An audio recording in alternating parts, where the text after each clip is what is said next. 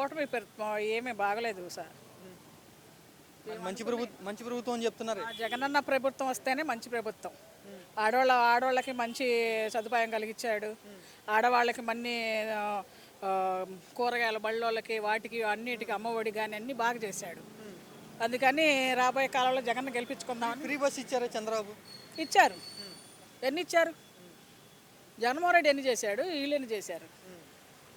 అర్థమవుతూనే ఉంది కదా సామాజిక జనాలకి. అది లేడీస్ అంతా మా వైపే ఉన్నారు అని చెప్తున్నారు ఫ్రీ బస్. లేడీస్ ఎట్లా ఉంటారండి వాళ్ళ వైపున?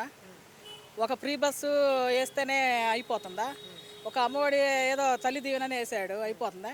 జగన్మోహన్ రెడ్డి గారు ఎన్ని ఇచ్చాడు, ఎన్ని చేశాడు తెలుసు కదా జనాలకి.